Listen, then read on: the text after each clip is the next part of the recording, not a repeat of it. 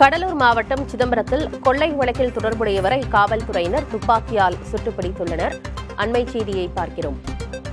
Stephen என்பவரை பிடித்து விசாரணைக்கு அழைத்து சென்றபோது காவல்துறையினரிடமிருந்து தப்பியோட முயன்றிருக்கிறார். அப்போது காவல்துறையினர் அவரை துப்பாக்கியால் சுட்டுப்பிடித்துள்ளனர்.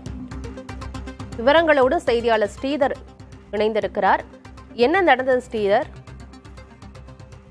சிதம்பரம் அண்ணாமலை நகர் பகுதியில் ஒரு வீட்டில் கொள்ளை சம்பவம் நடந்துள்ளது. இது சம்பந்தமாக கன்னியாகுமரி மாவட்டத்தில் இருந்த ஸ்டீபன் என்பவரை காவல்துறை பிடித்துள்ளனர். குறிப்பாக அண்ணாமலை நகர் காவல் ஆய்வாளர் அம்பேத்கர் இந்த ஸ்டீபனை பிடித்துள்ளார்.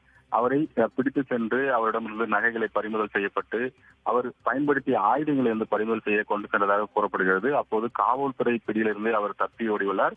இவர் மீது ஏற்கனவே தமிழகம் முழுவதும் 27க்கும் மேற்பட்ட கொள்ளை சம்பவங்கள் இருப்பது கண்டறியப்பட்டது. இதன் காரணமாக இவர் மிகப்பெரிய பிரபல கொள்ளையன் என்றும் தெரிய வந்தது. இந்நிலையில் தான் ஆய்வாளர் அம்பேத்கர் அவரிடம் பிடியிலிருந்து தப்பி ஓடிய போது ஆய்வாளர் அம்பேத்கர் அவரை முட்டியில் சுட்டு அவரை பிடித்து தற்போது மருத்துவமனையில் சிகிச்சைக்காக அனுமதிக்கப்பட்டுள்ளார்.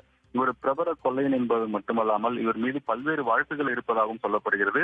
இந்த பிரபல கொள்ளையன் சிதம்பரம் பகுதியில் கொள்ளை சம்பவத்தில் ஈடுபட்டு அவரை பிடித்து அவரிடமிருந்து நகைகளை பறிமுதல் செய்து அவரை விசாரணைக்கு அழைத்து சென்ற போதுதான் தற்போது காவல்துறை பிடித்து தப்பி ஓடிய போது இவர் சுட்டு பிடிக்கப்பட்டதாக காவல்துறை வட்டாரங்கள் தெரிவிக்கிறது. முழுமையான தகவல் விசாரணைக்கு பிறகு உயரதிகாரிகள் தற்போது விசாரணை மேற்கொண்டு வருகிறார்கள்.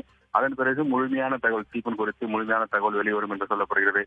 தற்போதை பொறுத்தவரை காவல்துறை பிடியிலிருந்து தப்பி ஓடிய போதுதான் சுட்டு பிடிக்கப்பட்டதாக காவல்துறை வட்டாரங்கள் தெரிவிக்கிறார்கள்.